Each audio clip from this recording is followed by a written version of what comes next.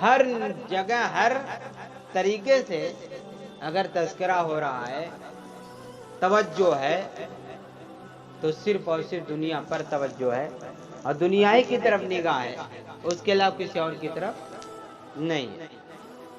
بل تؤثرون الحیات الدنیا، حالانکہ ایسی سوچ دنیا دنیا دنیا اور سب کچھ دنیا کو سمجھنا، یہ بڑا ہی خطرے کا سامان ہے، انسان کو بہت ہی تباہی بربادی کی طرف لے جانے والا۔ حالانکہ اگر کسی چیز کی فکر ہونی چاہیے تو آخرت کی فکر ہونی چاہیے۔ والآخرۃ خیر وابقیٰ، آخرت کے لیے کام کرو دنیا کے اندر، کیونکہ آخرت کا گھر ایسا ہے جو ہمیشہ رہنے والا ہے، بہتر بھی ہے اور ہمیشہ رہنے والا بھی ہے۔ اس لیے دنیا کی زندگی میں آخرت کی فکر کرو، اور آخرت کی زندگی بنانے کے لیے، سنوارنے کے لیے اسی اعتبار سے دنیا کے اندر رہو سہو، اور اسی کے اعتبار سے دنیا میں نیک اعمال کرو، تاکہ دنیا بھی سنور جائے اور آخرت بھی سنور جائے، اور دنیا اور آخرت دونوں میں کامیابی عطا ہو جائے۔ تو سب سے بڑی چیز یہ ہے کہ ہم کو کس اعتبار سے دنیا کے اندر رہنا ہے، اور کیسے ہم اپنے آپ کو سنواریں گے، نفس بنے گا، اور کیسے ہمارا رجحان دین کی طرف جائے گا، اور کس طریقے سے ہمارے اندر دینداری آئے گی۔ اگر انسان ہونے کے ناطے کوئی غلطی ہو جائے تو اسلام نے اس کا کیا طریقہ بتلایا ہے، اس کو بھی اسلام نے کی اعتبار سے حل کیا جائے، اور اس کو بھی سوچا جائے کہ اللہ تبارک و تعالیٰ نے ہر طریقے سے حل دیا ہے۔ انسان کی پیدائش سے لے کر وفات تک کی جو ضروریات، جو بھی ضروریات، خوش بھی ہوتا ہے، غم میں بھی مبتلا ہوتا ہے، چلتا پھرتا بھی ہے، اڑتا بیٹھتا بھی ہے، کھاتا پیتا بھی ہے، آتا جاتا بھی ہے، ملاقات بھی کرتا ہے، رشتوں سے بھی واسطہ پڑتا ہے، ہر چیزوں سے واسطہ پڑتا ہے۔ تو جن جن چیزوں سے واسطہ پڑتا ہے، ساری چیزوں کی رہنے کے لیے ہدایات اللہ کی طرف سے آئی۔ رشتہ دار ہیں تو رشتوں کا کیا حق بنتا ہے، بیٹے بیٹیاں ہیں ان کا کیا حق بنتا ہے، دوست و احباب ہیں ان کا کیا حق بنتا ہے، اپنے جسم کا کیا حق بنتا ہے، لباس کا کیا حق بنتا ہے، ساری کی ساری چیزوں میں اگر آپ دیکھیں گے اسلامی ہدایات تو ملیں گے۔ جب اسلامی ہدایات کی روشنی میں ہماری اور آپ کی زندگی گزرے گی تو واقعی ہم اور آپ سنور جائیں گے، اور سنورنے والا انسان اچھا لگتا ہے، اور ایسا جب سنورے گا جو اسلام کی رہنما ہدایات کے مطابق ہوگی تو واقعی اللہ تبارک و تعالیٰ کے نزدیک وہ کامیاب ہو جائے گا۔ قد افلح من تزکیٰ، وہ کامیاب ہو گیا جس نے اپنے آپ کو سنوار لیا، کامیاب ہو گیا۔ اب کامیابی سے اس کو کوئی چیز روک نہیں سکتی۔ تو اب ہم کو غور کرنا ہے، کیا ہم اپنے آپ کو سنوار رہے ہیں؟ اس سنوارنے کے لیے تو ضروری ہے کہ اپنے اندر کی جو کمیاں ہیں اس کو دور کیا جائے، تبھی کیا ہے آدمی سنور پائے گا۔ وہ چیزیں ہوں، سنور جائے، ایسا ہو ہی نہیں سکتا، دور کی جائیں۔ جب میل کچیل دور ہوتے ہیں تبھی جا کر کے چیزیں نکھرتی ہیں، ان کے اندر سنوار پن آتا ہے اور وہ اچھی لگنے لگتی ہیں۔ اور ان چیزوں کے میل کچیل کے رہتے ہوئے آدمی کتنوں اوپر سے چیزیں کرتا رہے لیکن وہ چیز سنور نہیں سکتی۔ سنورنے کے لیے، اچھا ہونے کے لیے، اچھا بننے کے لیے، اچھا لگنے کے لیے ضروری یہ ہے کہ اس کے اندر کے میل کچیل کو بھی دور کیا جائے تاکہ اپنے اصل رنگ میں آئے، اور اصل رنگ میں آ کر کے اس رنگ کی جو خصوصیت ہے اس خصوصیت کا پتہ چل سکے، اور اس کی وجہ سے وہ سنور جائے اور بن جائے، وہ اچھا ہو جائے۔ ہم انسان ہیں، ہم انسانوں میں واقعی طور پر میل کچیل جمتے رہتے ہیں، غلطیاں ہوتی رہتی ہیں، گناہوں کی طرف میلان ہو جاتا ہے، لیکن ان سب چیزوں کی کاٹ کے لیے اللہ تبارک و تعالیٰ نے کیا راستہ نکالا؟ راستہ نکالا۔ راستہ کیا ہے؟ سب سے پہلا راستہ یہ ہے کہ آدمی توبہ کرے، اس کے بعد وہ چیزیں جو ہو چکی ہیں، جو نہیں کرنی چاہیے، جو غلطی میں سے آتی ہیں، گناہ میں سے آتی ہیں، ان کی طرف سے کوسوں دور بھاگے۔ حدیث پاک میں آتا ہے کہ ایک سوراخ سے مومن دوبارہ نہیں ڈسا جاتا، یعنی جس راستے سے غلطی ہو جاتی ہے، جو غلطی ہو جاتی ہے، مومن کی شان یہ ہے کہ پھر وہ دوبارہ غلطی نہ ہو۔ ظاہر سی بات ہے، اگر ایسی کیفیت بن گئی ہے یقینی طور پر وہ انسان سنور جائے گا۔ ایک غلطی ہوئی، پھر وہ دوبارہ غلطی نہیں، وہ غلطی دور ہو گئی۔ اب اگر کوئی ہوتی ہے تو نہیں تو کوئی طرح غلطی ہو سکتی ہے، اس سے بھی توبہ کرے گا، اب دو غلطی ختم ہوئی ہمیشہ کے لیے۔ اس طرح کرتے کرتے یقینی طور پر وہ انسان کیا ہو جاتا ہے؟ سنور جاتا ہے۔ خودی کو کر بلند اتنا کہ ہر تقدیر سے پہلے خدا بندے سے خود پوچھے بتا تیری رضا کیا ہے۔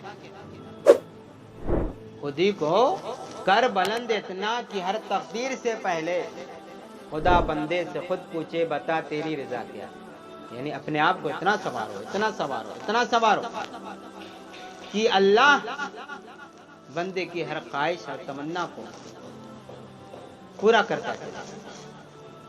جب ایسا بنے گا بندہ تو ظاہر سی بات ہے بندے کے اندر اچھی خواہشات آئیں گی، اچھی سوچ آئے گی، اچھی فکر آئے گی، اچھے کام کی توفیق ملے گی، اچھے زبان کا استعمال کرے گا، اچھے راستوں کو طے کرے گا، اچھے لوگوں سے ملاقات کرے گا، اچھے کاموں کو میں آگے بڑھنے کی کوشش کرے گا۔ یہ سب اس کا انجام ہوگا جب انسان کے اندر سنوارپن آتا ہے، اپنے آپ کو سنوارتا ہے، تو اس سے اچھائی کا صدور ہوتا ہے، اور وہ چیزیں جو غلطیاں اس سے ہوتی رہتی ہیں ان غلطیوں سے وہ توبہ کرتا ہے اور پھر وہ سنورتا جاتا ہے۔ دیکھیے، جب کوئی بھی درخت لگایا جاتا ہے تو اس کے اندر سے جو نامناسب شاخیں اور ٹہنیاں اور چیزیں ہوتی ہے تو باغبان کیا کرتا ہے؟ ان چیزوں کو کاٹتا چھاڑتا رہتا ہے۔ کاٹیں تو اس کو الگ کر دیا، شاخیں ہیں، ٹہنیاں کوئی نکل گئی، کوئی داڑھ نکل گئی نامناسب دیکھنے میں خراب لگ رہی ہے، اس کو کاٹ دیتا ہے۔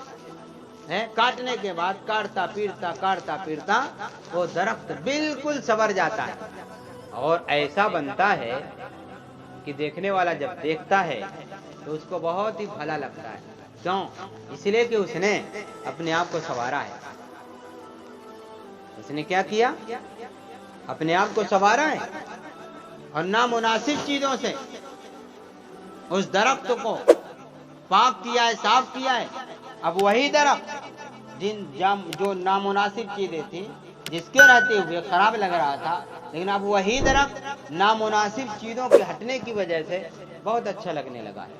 آدمی چاہتا ہے اس درخت کے سامنے میں بیٹھا رہوں، اس درخت کو میں دیکھوں، اس کی پتیوں کو سونگھوں، اگر پھولدار کیا ہے، پھول والا ہے، اس کے پھولوں کو توڑ کر اجازت ملے تو میں اس کو سونگھوں، بڑا اچھا لگ رہا ہے، اس لیے کہ اس نے اپنے آپ کو کیا کر لیا ہے؟ بالکل سنوار لیا ہے۔ ایسے ہی انسان جب اپنے آپ کو سنوارتا ہے تو یقینی طور پر اس سے لوگوں کو بھی بڑا فائدہ حاصل ہوتا ہے، بہت فائدہ ہوتا ہے۔ اتنا فائدہ ہوتا ہے کہ فائدہ اٹھانے والے اس کی ذات سے فائدہ اٹھاتے اٹھاتے خود بھی کامیاب ہوتے ہیں اور اس کو بھی کامیابی کی طرف لے کے چلے جاتے ہیں۔ لیکن ظاہر سی بات ہے اتنی چیزیں کرنے کے لیے بڑی محنت کرنی پڑتی ہے، بڑی محنت کرنی پڑتی ہے، تب جا کر کے ایسا مقام حاصل ہوتا ہے۔ اور کوئی چاہے کہ مجھے ویسے ہی یہ چیزیں حاصل ہو جائیں تو ایسا کچھ نہیں ہو سکتا۔ بغیر محنت کے ہم کو تو ایک لقمہ ہمارے منہ میں نہیں جا سکتا، بغیر محنت کے ایک لقمہ بھی ہمارے منہ میں نہیں جا سکتا۔ تو ظاہر سی بات ہے بغیر محنت کے ہم اور آپ اپنے آپ کو سنوار کے کیسے سکتے ہیں؟ اس کے لیے بڑی جدوجہد کی، بڑی محنت کی، بڑی کوشش کی ضرورت پڑے گی، تب جا کر کے یہ چیزیں ہمارے اندر پیدا ہوں گی۔ اور جب یہ چیزیں ہمارے اندر پیدا ہوں گی تبھی جا کر کے ہم بھی خود اپنے اندر بہار دیکھیں گے، خوشحالی دیکھیں گے، سکون دیکھیں گے، اطمینان دیکھیں گے، خوشحالی دیکھیں گے۔ ہر طریقے سے ہماری زندگی واقعی کارگر ہوگی اور کامیاب ہو جائے گی۔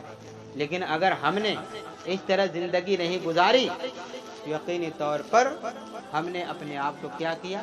ناکام و نامراد کیا اور غلط راستے پر لگا دیا، جس سے دنیا بھی خراب ہونی ہے اور آخرت بھی خراب۔ ابھی میں نے جو پڑھی آیت بل تؤثرون الحیات الدنیا والآخرۃ خیر وابقیٰ، اللہ نے انسان کے کمزوری کا ذکر کیا ہے کہ تمہارا حال تو یہ ہے کہ تم کیا کرتے ہو، دنیا کو پا کر کے دنیائی میں مگن، دنیائی کو ترجیح دیتے ہو، ہر چیز میں دنیا دنیا، دین کا بھی معاملہ آتا ہے اسی میں دنیا بھی، اس میں بھی دنیا کو ترجیح ہے، ہر جگہ دنیا دنیا۔ حالانکہ یہ دھوکہ ہے تمہارا کہ ہر چیز میں دنیا کو دیکھ رہے ہو۔ دین دیکھنا چاہیے، دنیا تو خود حاصل ہو جاتی اور مل جاتی، سبر جاتی، بن جاتی اور ضرورت کے مطابق تمہاری دنیا کی ہر ضرورت پوری ہو جاتی، لیکن تم نے یہ نہیں دیکھا، بہت بڑی غلطی کی۔ حدیث پاک میں آیا الدنیا من لا دار لہ، دنیا ایسی جگہ ہے لا دار لہ جس کے لیے کوئی گھر نہیں ہے قرار، کسی کو قرار نہیں دنیا میں، کسی کو اطمینان نہیں ہے دنیا میں۔ آج خوش ہے تو کل غم میں مبتلا ہو جاتا ہے، کبھی کیفیت کسی طرح کی، کبھی کیفیت کسی طرح کی۔ چاہے کہ میں پوری زندگی ایک طرح ایک مزاج میں رہ جاؤں، ایسا نہیں ہو سکتا۔ کبھی کیا ہے، کبھی خوشحال ہے تو کبھی ٹینشن مبتلا، کبھی کچھ سوچ رہا ہے کبھی کچھ سوچ رہا ہے۔ عجیب ہے دنیا کا حال۔ اب دنیا من لا دار لہ، دنیا ایسی چیز ہے جس کے لیے قرار نہیں ہے، ایسا گھر ہے جس کے لیے قرار نہیں ہے۔ یہ دنیا کسی کے پاس ہمیشہ رہنے والی نہیں ہے، بلکہ دنیا کے ساز و سامان کو قرآن نے کیا کہا؟ متاع الغرور کا، متاع الغرور، دھوکے کا ساز و سامان قرار دیا۔ دھوکا ہو جاتا ہے بلڈنگوں سے، دھوکا ہو جاتا ہے آدمیوں سے، دھوکا ہو جاتا ہے عہدہ منصب سے، دھوکا ہو جاتا ہے تعداد سے، دھوکا ہو جاتا ہے انسان کی ظاہری شکل و صورت سے، دھوکا ہو جاتا ہے انسان کے بہت سارے کرتوت سے، دھوکا ہو جاتا ہے۔ ہاں متاع الغرور، یہ دھوکے کا ساز و سامان ہے دنیا۔ یعنی اسی ساز و سامان پر ہم اتنا مر مٹے ہیں کہ ہم نے اپنی زندگی کو خود دھوکے میں ڈال رکھا ہے اور پوری زندگی تباہ ہو برباد ہونے کو چلی ہے۔ حالانکہ اللہ فرما رہے والآخرۃ خیر وابقیٰ، آخرت بہتر بھی ہے اور باقی رہنے والی چیز بھی ہے۔ دنیا تو دار الفرار ہے اور آخرت دار القرار ہے، ہمیشہ رہنے والی۔ لیکن ہمیشہ رہنے والی زندگی کو سنوارنے کی فکر نہیں ہوئی، جس کو چھوڑ کر بھاگنے والے ہیں، زمین کو چھوڑ کر بھاگنے والے، مکان کو چھوڑ کر بھاگنے والے، رشتے احباب کو چھوڑ کر بھاگنے والے، دوست یار کو چھوڑ کر بھاگنے والے، دیگر دنیا کی ضروریات کو، دنیا کی چیزوں کو چھوڑ کر بھاگنے والے ہیں۔ اس بھاگی ہوئی چھوڑ کر بھاگنے والی چیزوں پر ہمارا اور آپ کا پورا کیا زور لگا ہوا ہے، پوری محنت لگی ہوئی ہے، پوری جد و جہد کر رہے ہیں، لیکن جو ہے اصل چیز آخرت جو بہتر بھی ہے اور باقی رہنے والی بھی ہے، اس کو سنوارنے اور بنانے کی کوشش نہیں۔ اس لیے ضرورت ہے وہ آخرت والی زندگی جو بعد میں آنے والی ہے، آخرت کے معنی ہے بعد میں آنے والی، جو بعد میں آنے والی ہے اس کو سنوارنے کے لیے اللہ تعالیٰ نے یہی دنیا کی زندگی دی ہے۔ اسی دنیا کی زندگی میں آخرت کی زندگی کوئی چاہے تو سنوار سکتا ہے۔ الگ سے کوئی زندگی آخرت کی زندگی کو سنوارنے کے لیے نہیں ملے گی۔ یہی زندگی دنیا کی ہے جس میں آخرت کی زندگی کو کوئی چاہے تو سنوار سکتا ہے، اس کے علاوہ کوئی اور زندگی نہیں ملے گی۔ معلوم یہ ہوا کہ اگر ہم نے اپنی زندگی پر توجہ نہیں دی تو یقیناً آخرت کی زندگی برباد ہو جائے گی۔ اس لیے ضرورت ہے اس بات کی کہ ہم دنیا کی زندگی پر توجہ دیں اور اس کو صحیح رخ دیں، اور جو مقصد ہے زندگی کا اس مقصد کے مطابق ہم دنیا کو گزاریں اور دنیا کو اپنی لے جائیں۔ وہ مقصد کیا ہے؟ اللہ نے خود قرآن کے اندر فرمایا، کیا فرمایا؟ وما خلقت الجن والانس الا لیعبدون۔ مقصد زندگی اللہ نے بتایا اس قرآن کی آیت کے اندر کہ جنات انسان کو ہم نے اپنی عبادت کے لیے پیدا کیا، اپنی بندگی کے لیے پیدا کیا۔ مقصد زندگی کو بتا دیا گیا۔ اس مقصد زندگی میں ذرہ برابر بھی کہیں سے کوئی فرق نہیں آنا چاہیے۔ اگر ہم نے مقصد زندگی کو جو عبادت ہے اس کو سامنے رکھا تو یقیناً ہم نے اپنے آپ کو کیا کر لیا؟ سنوار لیا، بنا لیا، اپنے آپ کو خوبصورت بنا لیا، اللہ کی نگاہ میں محبوب بنا لیا، اور ہماری زندگی سے اللہ تبارک و تعالی راضی اور خوش ہو جائے گا۔ اللہ تعالی ہم سب کو کہنے سے زیادہ عمل کی توفیق نصیب کرے۔